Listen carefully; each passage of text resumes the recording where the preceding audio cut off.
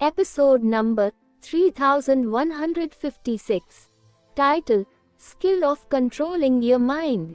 जयान कुशवाहा ने एक खास दिशा में इशारा किया, इसलिए समूह उस तरफ चला गया। वहां एक भी इंसान नहीं दिखा, हथियारों के अलावा। ऐसा लग रहा था जैसे वहां और कुछ भी नहीं था। बूम! लगभग 10 मील चलने के बाद आसमान में एक धमाका हुआ। हवा का रुख अचानक बदल गया, आसमान काला दिखाई देने लगा। ऐसा लग रहा था जैसे तूफान आने वाला है। हवा में बिजली चमकने लगी, ऐसा लग रहा था जैसे आसमान और धरती दो टुकड़ों में फट गए हों। आसमान में मौजूद सभी हथियार तूफान की तरह थे। उनमें आकाश और धरती को नष्ट करने की शक्ति थी। अचानक वे सभी बरसने लगे। अमन सैनी को इतना झटका लगा कि वह चीख पड़ा। उसने अपना सिर पकड़ लिया और 1000 माइल रीच के पीछे छिप गया।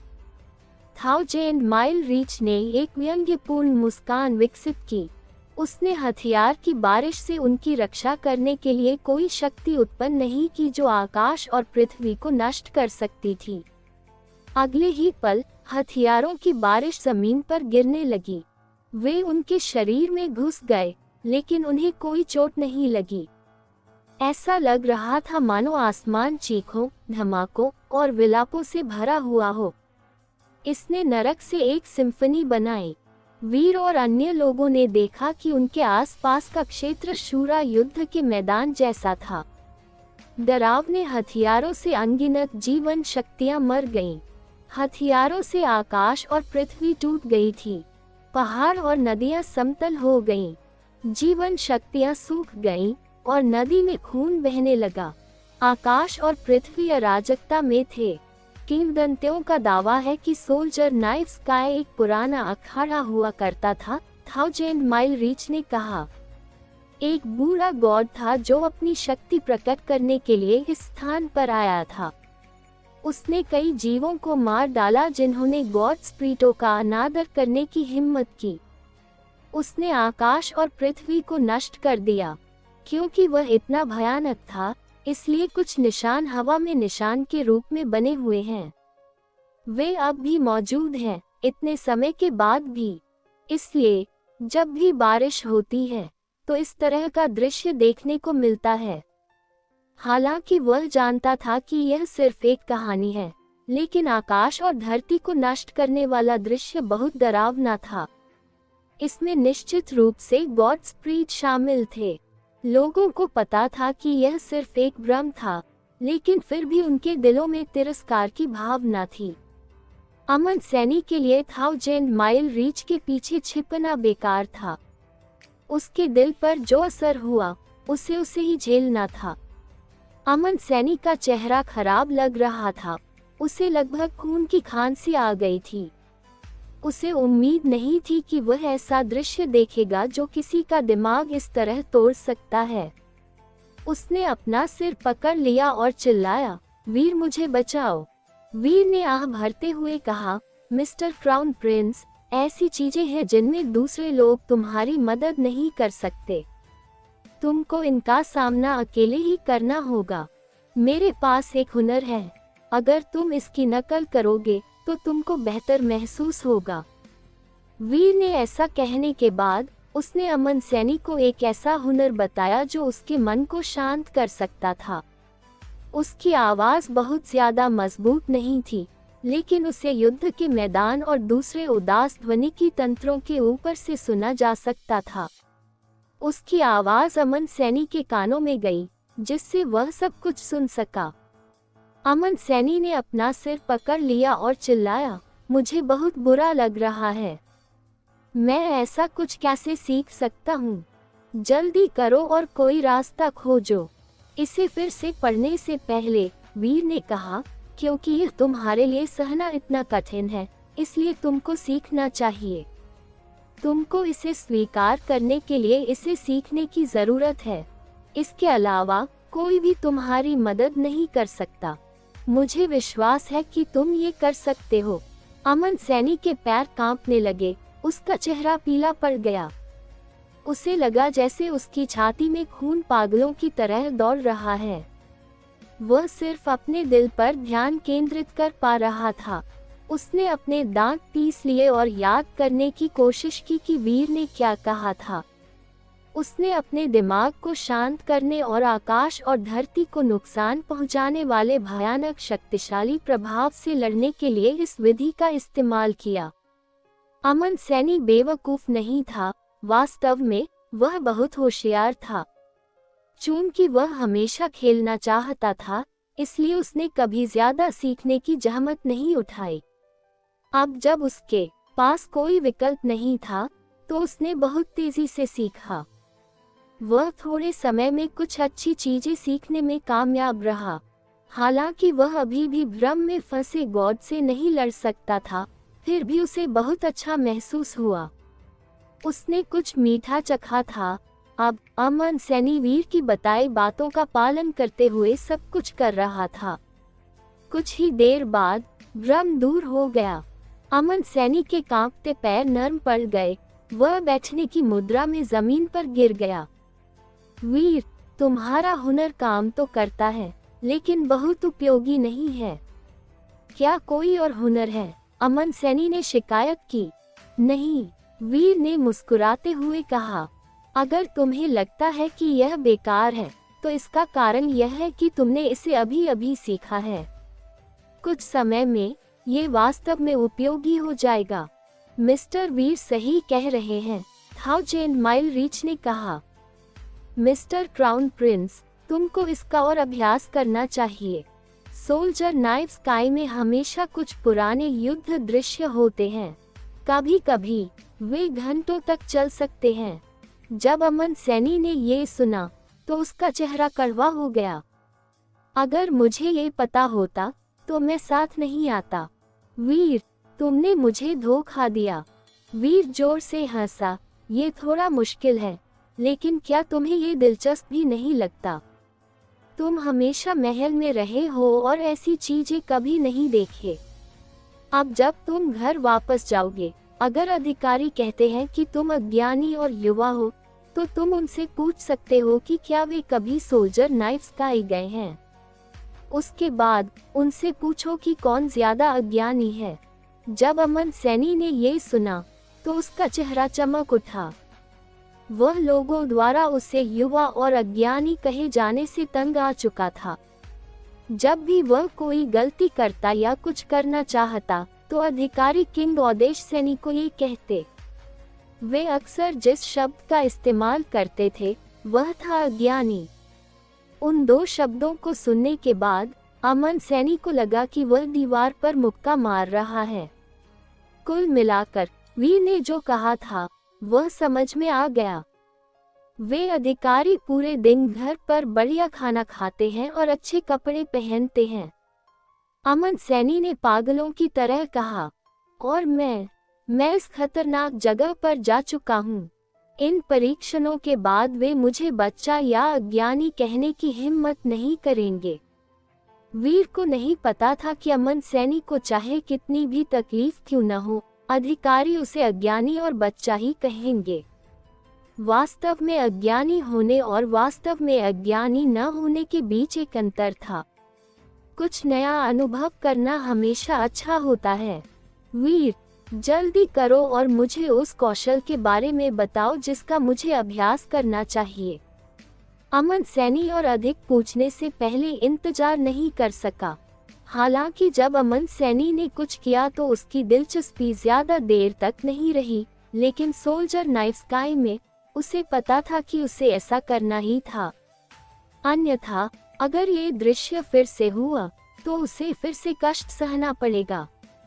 वास्तव में ज्यादातर आम लोग अमन सैनी की तरह ही थे। अगर उन्हें कोने में नहीं धकेला जाता, तो वे कभी भी अपने अंदर की असली ताकत को नहीं पहचान पाते।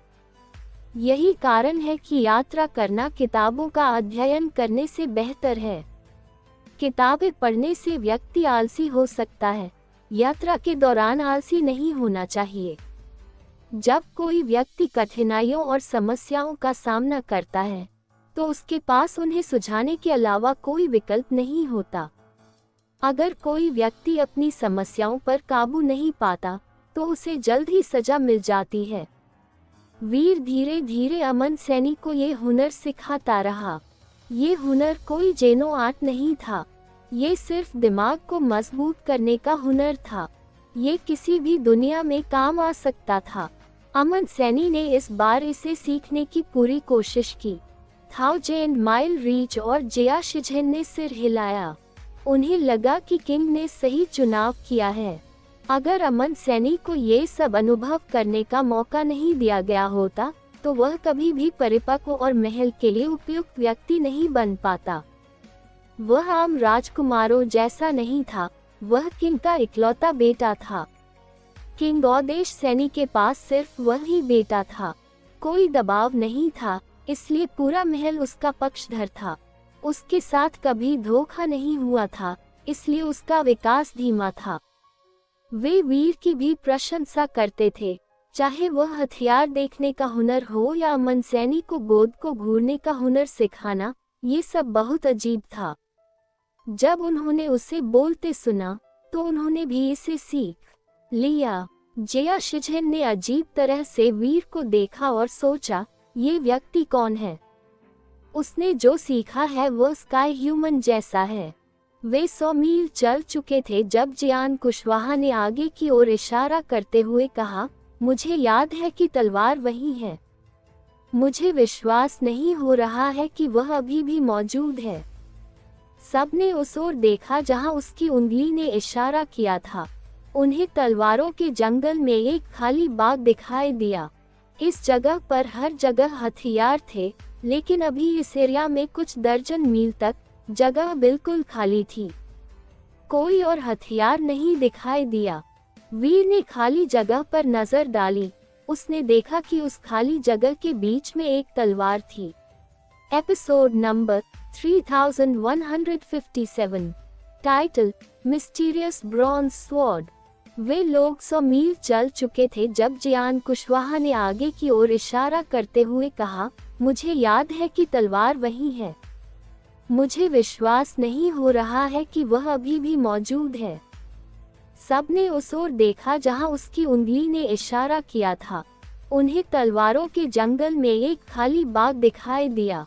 इस जगह पर हर जगह हथियार थे, लेकिन अभी इस एरिया में कुछ दर्जन मील तक जगह बिल्कुल खाली थी। कोई और हथियार नहीं दिखाई दिया। वीर ने खाली जगह पर नजर डाली। उसने देखा कि उस खाली जगह के बीच में एक तलवार थी। वह तलवार बहुत खास नहीं लग रही थी। वह ब्रॉन्ज से बनी थी और काफी पुरानी लग रही थी।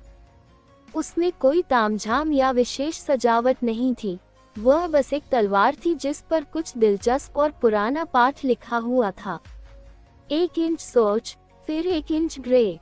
वीर ने धीरे धीरे तलवार पर लिखे शब्दों को पढ़ा। वे केवल कुछ शब्द थे, लेकिन इससे वहां मौजूद लोगों को यह महसूस करने में मदद मिली कि किसी को बहुत याद करना कैसा होता है। जियान कुशवाहा ने कहा, हाँ, ये वही तलवार है। जब मैंने पहली बार इसे देखा तो मुझे लगा कि यह सिर्फ एक जुनूनी प्रकार की तलवार है।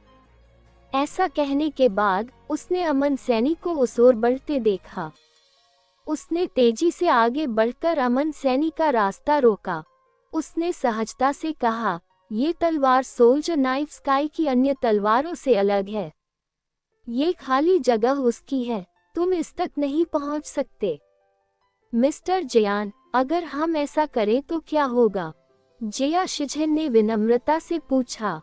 जियान कुशवाहा का चेहरा हमेशा शांत रहता था, लेकिन अब वह थोड़ा उलझन में दिख रहा था।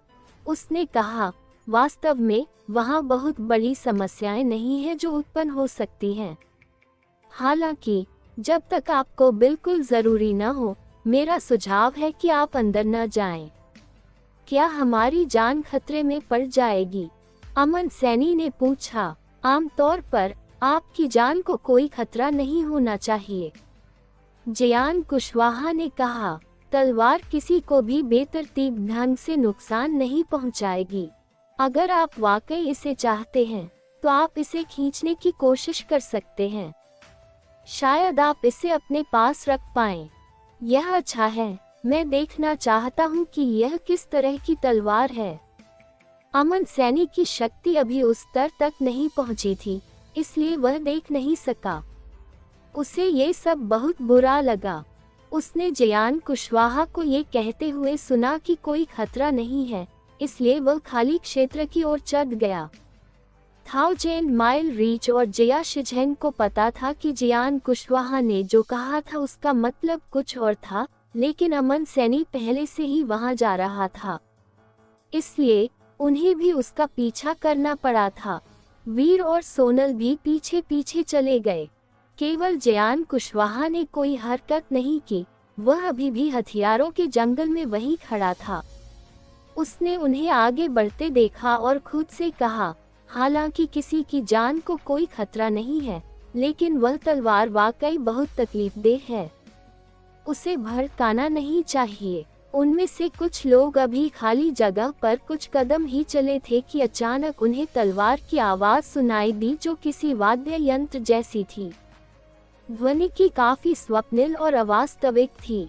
जब 1000 माइल रीच ने तलवार की आवाज सुनी, तो उसने अमन सैनी से कहा, क्राउन प्रिंस, अतीत में मैंने हमेशा आपको तलवारों की आवाज का पता लगाना सिखाया था। क्या आप पहचानते हैं कि यह किस तरह की तलवार है? ये मेटल का होना चाहिए, अमन सैनी ने कहा, लेकिन वह पूरी तरह से आश्वस्त नहीं था। ये बुरा नहीं है, 1000 माइल रीच ने कहा। यह एक मेटल की तलवार है। थोड़ा और सटीक होने के लिए, ये संभवतः एक ब्रॉन्ज की तलवार है। तलवार की आवाज सुनकर आप बता सकते हो कि तलवार लगभग 4 फीट लंबी है और इसका शरीर लगभग 1.5 इंच मोटा है। आप ये भी बता सकते हैं कि ब्लेड 30 डिग्री पर है। वीर ने इसकी प्रशंसा की। 1000 माइल रीच वास्तव में एंडरसन किंगडम में सबसे महान टीचर थे। वह तलवारों को सुनने में बहुत अच्छे थे। हालांकि वीर भी ऐसा कर सकता था, लेकिन उसे प्रोफेसर मंत्रा की आवश्यकता थी। ये सोल्जर नाइफ स्काई था। यूनिवर्स के नियमों के प्रतिबंधों के बिना वीर आसानी से प्रोफेसर मंत्रा का इस्तेमाल कर सकता था। उसे अपने कानों से सुनने की जहमत नहीं उठानी पड़ी। अमन सैनी यह जानने के लिए इंतजार नहीं कर सकता था कि क्या 1000 माइल रीच सही था। वह जल्दी से भागा और उस जगह गया जहां से तलवार की आवाज आ रही थी। गॉड क्लास के जीन जाति के संयुक्त मानव के लिए 30 फीट कुछ भी नहीं था। जल्दबाजी में अमन सैनी ने पुरानी ब्रॉन्ज तलवार को शब्दों के साथ उकेरा, 1 इंच की सोच, फिर 1 इंच ग्रे। 1000 माइल रीच बहुत शक्तिशाली है, अमन सैनी ने चौंकते हुए कहा। ये बिल्कुल वैसा ही है जैसा तुमने कहा था। ये सिर्फ अनुभव के कारण है। मिस्टर क्राउन प्रिंस को मेरे जैसा बनने के लिए बस और देखने और सुनने की जरूरत है। 1000 माइल रीच ने अमन सैनी को और अधिक सीखने में मदद करने के लिए इस अवसर का उपयोग किया। मिस्टर जयान क्यों नहीं आ रहे हैं? जया शिझेन को ये देखकर आश्चर्य हुआ कि जयान कुशवाहा उनके साथ नहीं आ रहे थे। शायद वह किसी तरह की परेशानी में नहीं पड़ना चाहते। वीर जानता था कि जयान कुशवाहा उनके साथ नहीं आया था और वह अनुमान लगाने में सक्षम था कि क्यों। अमन सैनी ने ध्यान नहीं दिया था। उसने पुरानी ब्रॉन्ज तलवार को देखा और कहा, 1000 माइल रीच, आपने मुझे जो तलवार कौशल सिखाया है, उसके अनुसार ये तलवार काफी औसत दर्जे की लगती है। ये सिर्फ एक पुरानी ब्रॉन्ज तलवार जैसी दिखती है जिसका इस्तेमाल सजावट के लिए किया जा सकता है। ये पुरानी और शक्तिशाली दिखती है, लेकिन ऐसा नहीं लगता कि यह बहुत काम की हो सकती है। क्या ये वाकई किसी तरह की बेहतरीन तलवार है? 1000 माइल रीच ने जवाब दिया, तलवार कौशल को देखना बहुत गहरी बात है। आप इसे इसके दिखावट से नहीं आंक सकते। जब आप एक निश्चित स्तर पर पहुंच जाते हैं, तो अगर आप देख पाते हैं कि तलवार एक गॉड क्लास की है, तो ये तलवार काफी सामान्य दिखती है, लेकिन एक डरावनी गॉड लाइट बिखेरती है। अमन सैनी सिर हिलाता रहा। उसने आशा भरी निगाहों से पूछा, आप जो देख सकते हो, क्या इस हथियार की तलवार मेरी तलवार से मेल खाएगी? मिस्टर क्राउन प्रिंस भविष्य के किंग हैं। आपका दिमाग खास है, साधारण हथियार आपको सूट नहीं करेंगे। 1000 माइल रीच को ये स्वीकार करना बहुत बुरा लगा, इसलिए उसने जितना हो सका निराशा को कम करने की कोशिश की। अमन सैनी की इच्छा शक्ति बहुत कमजोर थी। बहुत से हथियार उसके बराबर नहीं थे। वीर के लिए एक को चुनना भी मुश्किल था। उसके जैसा शक्तिशाली कोई दूसरा हथियार ढूंढना मुश्किल होगा। अमन सैनी को मंजूरी मिलने की संभावना बेहद कम थी। हालांकि 1000 माइल रीच ने यह बात घुमा फिरा कर कही, लेकिन अमन सैनी बेवकूफ नहीं था। वह उसे समझने में सक्षम था और परिणाम स्वरूप काफी निराश था। 1000 माइल रीच, क्या आप इस तलवार से मुकाबला करेंगे? अमन सैनी ने पूछा। इस बारे में मुझे इसे आजमाना होगा। इस तरह की गॉड की तलवार ऐसी चीज नहीं थी जिसे मिस्टर जियान ले जा सके, इसलिए मुझे नहीं लगता कि मैं ले सकता हूँ। 1000 माइल रीच ने ऐसा कहा, लेकिन उसके पास अभी भी एक नवोदित आशा थी। क्या होगा अगर वह तलवार से मेल खाता है? यह एक ऐसी तलवार थी जिसे जियान कुशवाहा नहीं ले सकता था। अगर वह इसे वश में कर पाता तो ये बहुत शानदार होता। ऐसी स्थिति में आप इसे आजमा कर क्यों नहीं देखते? अमन सैनी तलवार नहीं ले सकता था, लेकिन वह अभी भी देखना चाहता था कि वह तलवार कितनी अद्भुत थी। क्यों न हम पहले मिस्टर वीर को इसे आजमाने दें? 1000 माइल रीच ने विनम्रता से प्रस्ताव दिया। जब वीर ने उसे यह कहते सुना तो उसे पता चल गया कि टीचर अभी भी यही चाहता है। वह मुस्कुराया और बोला, वैसे आप पहले क्यों नहीं जाते 1000 माइल रीच? मैं वैसे भी अक्सर तलवारों का इस्तेमाल नहीं करता। 1000 माइल रीच ने इसे जिया शिजहन को देने की पेशकश की, लेकिन वह उदासीन थी। इसलिए 1000 माइल रीच तलवार के पास गया। हालांकि अकेले तलवार उठाना जोखिम भरा था, लेकिन जियान कुशवाहा ने कहा कि इससे किसी की जान को खतरा नहीं हो सकता है। जियान कुशवाहा झूठा नहीं था, इसलिए 1000 माइल रीच को इतनी चिंता नहीं थी। अगर मैं वाकई तलवार की स्वीकृति पा सकता हूँ। 1000 माइल रीच शर्मा गया। वह बहुत उत्साहित था। हालांकि वह उत्साहित था, वह बूढ़ा और होशियार था। 1000 माइल रीच लापरवाह होने की हिम्मत नहीं करेगा। उसने 4 जीन जातियों को बुलाया और उनके साथ मिल गया। फिर उसने तलवार के हैंडल को छुआ। 1000 माइल रीच का शरीर सुनहरी रोशनी से चमक रहा था। ये सूरज और चांद की रोशनी की तरह था। जब उसके हाथ तलवार पर पड़े तो उसने उसे खींचना चाहा। वीर और बाकी लोगों ने उसे देखते हुए अपनी आंखें चौड़ी कर लीं। वे ये देखने के लिए उत्सुक थे कि क्या होने वाला है। अजीब बात यह है कि कुछ भी नहीं हुआ। ऐसा नहीं था कि कुछ नहीं हुआ। 1000 माइल रीच ने हैंडल छोड़ दिया और जीन रेस हटा दी गई। वह अपने मूल स्वरूप में लौट आया। वह धीरे धीरे पीछे मुड़ा और उनकी ओर देखने लगा। Episode number 3158। Title, the style of that sword. 1000 mile reach का शरीर सुनहरी रोशनी से चमक रहा था।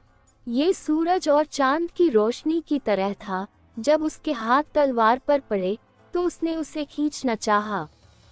वीर और बाकी लोगों ने उसे देखते हुए अपनी आंखें चौड़ी कर लीं।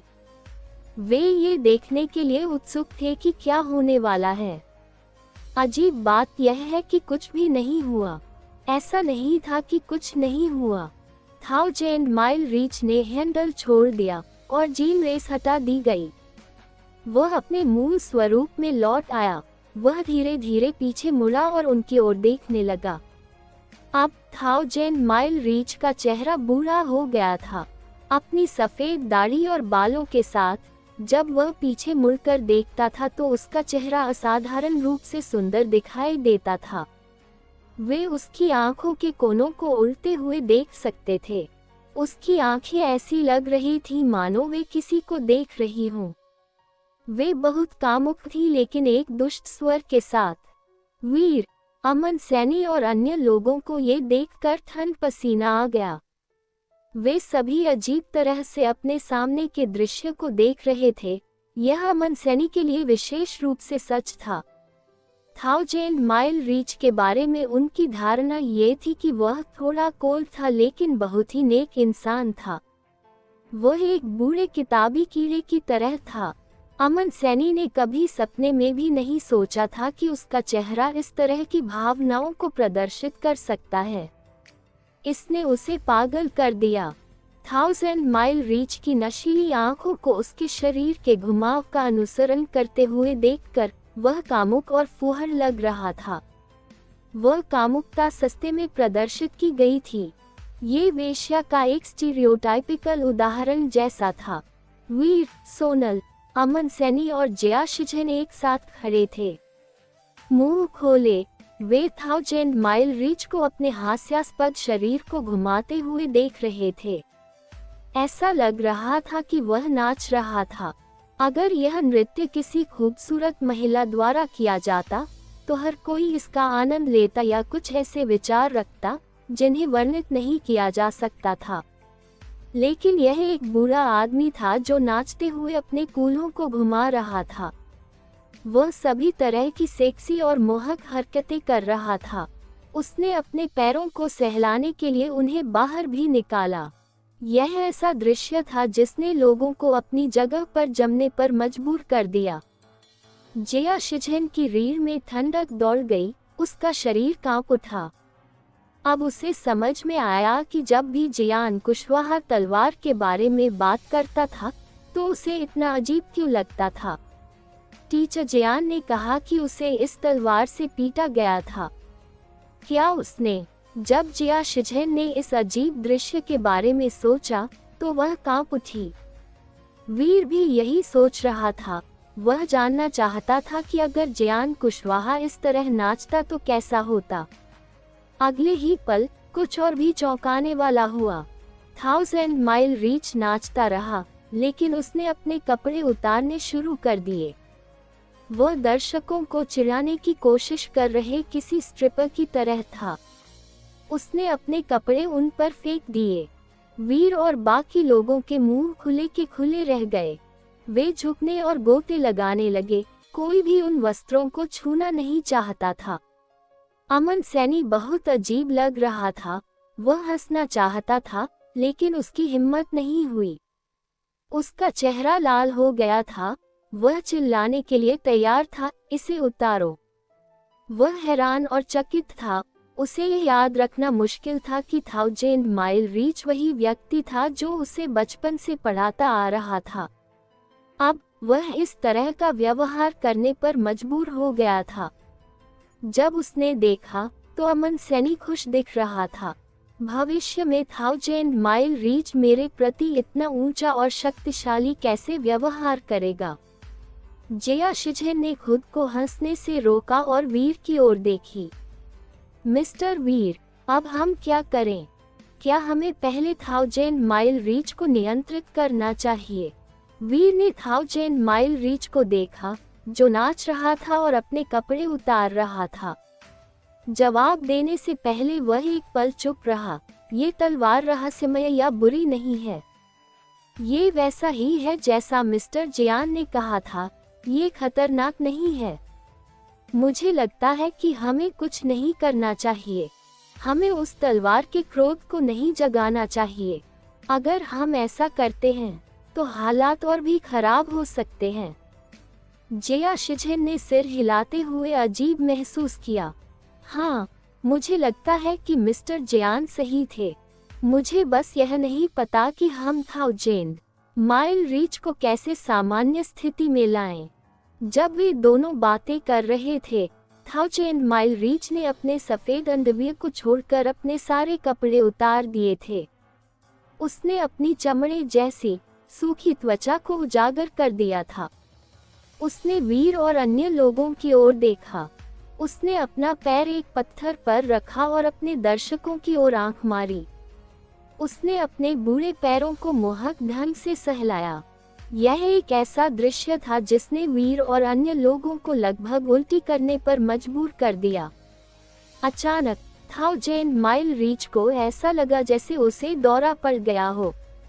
वह तुरंत वहीं रुक गया जहां वह था और हिलता डुलता नहीं था। उसकी आंखों से ऐसा लग रहा था जैसे उस पर भूत सवार हो गया हो। ऐसा लग रहा था जैसे कि बंद करने वाला स्विच फ्लिप हो गया हो। 1000 माइल रीच की आंखें चमक उठी। उसने कुछ सेकंड के लिए वीर और दूसरों को देखा। फिर उसने एक ऐसी सिसकी भरी जो आसमान को झकझोर सकती थी। जब उन्होंने उसे सुना तो उस रोने की आवाज दूसरों को भी रोने को मजबूर कर देती थी। अगर कोई रोता हुआ बच्चा आधी रात को सुन लेता तो वह रोना बंद कर देता। थोड़ी देर बाद 1000 माइल रीच ने अपने कपड़े वापस पहन लिए। उसका बूढ़ा चेहरा अभी भी हरा और सफेद हो रहा था। वह वहीं खड़ा रहा। ऐसा लग रहा था जैसे उसके चेहरे पर कई वार हुए हों। वीर और जिया शिझेंग को पता था कि अब 1000 माइल रीच से बात करने का सबसे अच्छा समय नहीं था, इसलिए उन्होंने उसे सांत्वना देने की कोशिश भी नहीं की। अगर वे अब उसे सांत्वना देते तो ये खुली आग पर पेट्रोल फेंकने जैसा होता। खांसी खांसी। टीचर जिया, आप भी तलवार लेने की कोशिश क्यों नहीं करते? वीर ने सुझाव दिया।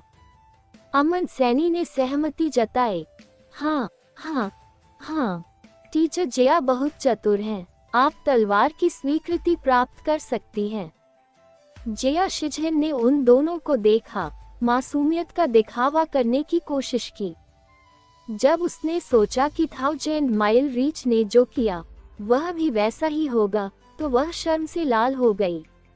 ये दोनों आदमी बहुत बुरे हैं। जिया शिझेन जानती थी कि दोनों क्या सोच रहे थे, लेकिन उसने अपनी शिकायतें खुलकर नहीं बताईं। उसने दिखावा किया कि कुछ हुआ ही नहीं।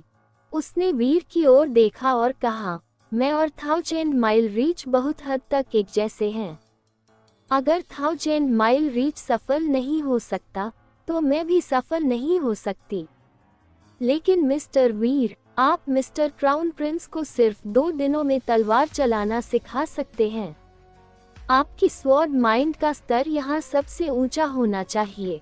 मुझे पूरा विश्वास है कि तलवार पर कब्जा करने के लिए आपके पास वो सब कुछ है जो चाहिए।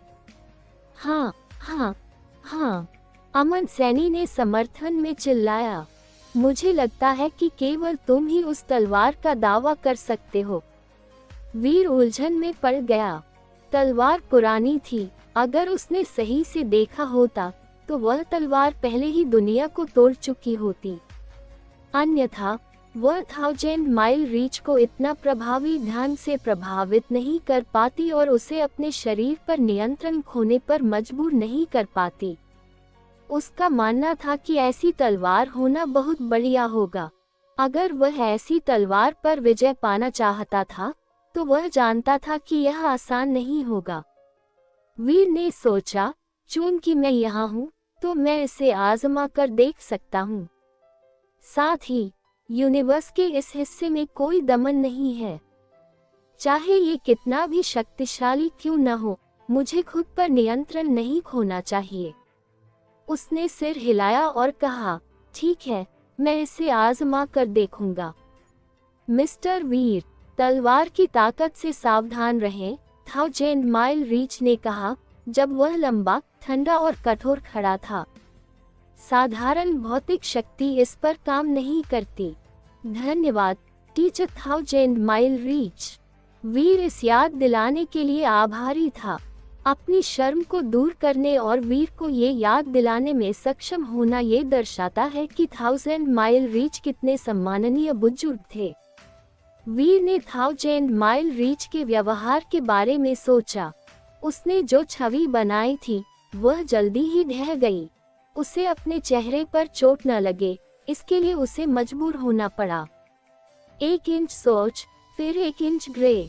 क्या वह कविता तलवार के साथ पैदा हुई थी या उसे बाद में तलवार में जोड़ा गया था?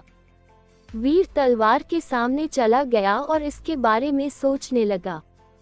सोल्जर नाइफ स्काई के हथियार दो चीजों से बने थे। वे सभी आधे हथियार और आधे जीन रेस थे। उनके लिए शब्दों का होना सामान्य बात थी। उन्होंने उस भूमि के कई हथियारों पर कई नक्काशी और प्रतीक देखे थे, लेकिन वे कुछ शब्द तलवार की भावनाओं से मेल नहीं खाते थे। इससे वीर को लगा कि शायद किसी ने तलवार पर ये शब्द उकेरे होंगे।